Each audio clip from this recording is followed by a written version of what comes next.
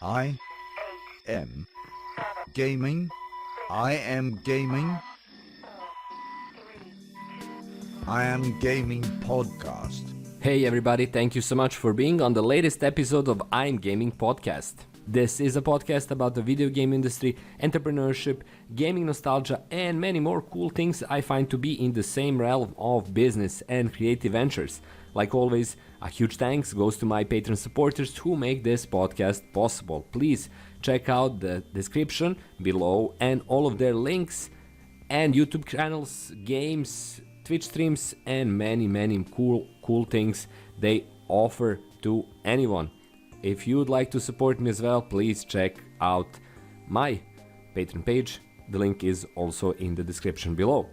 This is podcast episode 106, and this is going to be a review episode, more or less, where I talk about a movie I recently watched, which is absolutely brilliant. Its name is Mindhorn, and it came out in 2016, so it's 5 years old. I never heard of it previously, and I watched it with an open mind, only to find a truly spectacular masterpiece of a comedy, a British indie comedy that captures so much of that brilliant, often multiple types of humor that come from the British Isles. And this movie is no exception. I would rate it among the top comedies I watched in recent years. It's less than hour and a half long, and in those 90 minutes it manages to cram in so many cool things, so much humor, and such actual poignant moments of thinking about your life, thinking about your accomplishments and your mistakes, which are all condensed in, I'm looking at it right now, 89 minutes in total runtime. So the Mindhorn setup is pretty simple. It follows a washed out actor who played a kind of a magnum PI type of a role back in the 80s, a British sitcom. Wasn't a sitcom, it was a serious TV show, which followed the exploits of a detective called Mindhorn. And in the late 80s it was huge, then it came off and stopped showing. The same actor, who is actually played by the person who also wrote the movie, who is Julian Barratt, and the movie is directed by Sean Foley. He decided to try something out in Hollywood, which failed, and he failed as well, totally.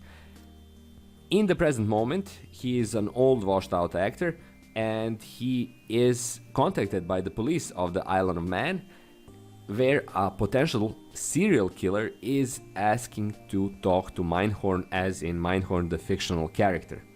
Of course, he is more than willing to help and travels back there and starts this adventure on the Isle of Man.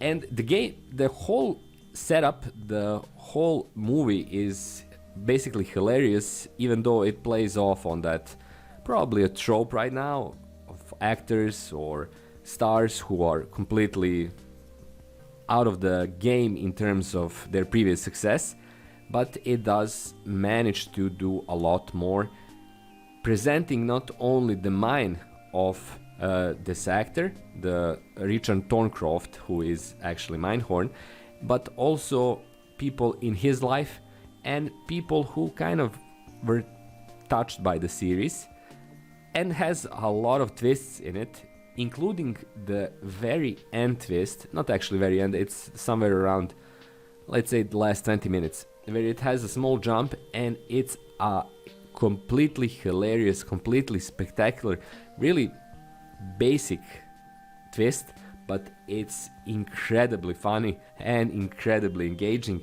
From that point on, a really fun and interesting and funny movie becomes even more so in all of those factors. So, in many ways, Mindhorn is a perfect example how you can make a small comedy but make it really good.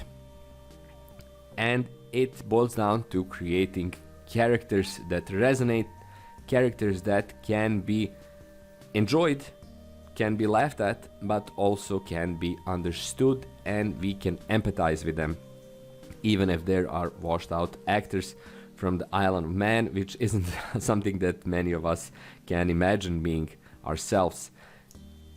The movie is completely unknown. I never heard of it. I actually found it in an article, on Serbian article, that showcases a range of good films on Netflix, available right now on Netflix. Mindhorn is one of them, which are short, which are under 2 hours.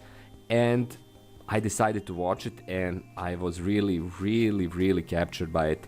And again, it shows the power of independent cinema, if it's done right, if it's done with a purpose, and clearly it was in this case. So Mindhorn, if you like comedies, especially if you like offbeat, weird comedies, is something that you should absolutely check out. Again, it's available on Netflix, so you can find it there and easily stream it. And you're gonna love it. If you ever enjoyed movies like Big Lebowski, this will be right up your alley. And don't forget to share that with your friends and anyone who is into similar movies, because this film absolutely needs a much bigger audience. It's a crying shame that I never heard of it, because I follow the movie scene, obviously, and it's a perfect thing for anyone who isn't into, let's say, classical mainstream comedies, especially those coming from the US, because this is everything that's different and everything that is working perfectly in this case, with the whole setup, with the whole concept of having these kind of undergoing failures, which are simply stringing on one against the other and building up this narrative. A completely hilarious and, I said, really engaging narrative that keeps working well throughout the film until its very end.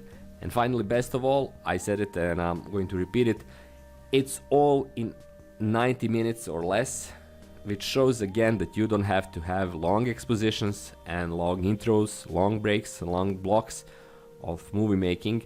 Instead, you can really condense it, distill it into a complete dynamite of a movie that lasts an hour and a half.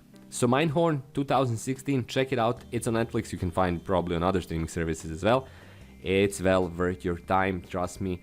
If you like comedies, you're gonna love this one as well. So there you have it. That's all for the episode 106 of I'm Gaming Podcast. Hopefully you found this episode useful. Hopefully you found it interesting. Useful in terms of finding new movies. Check out Mindhorn. Check out my Patreon page. A huge thanks again to all of my Patreon supporters. And I hope I'm going to see you on episode 107 in precisely 7 days from now. Bye bye and have a great week.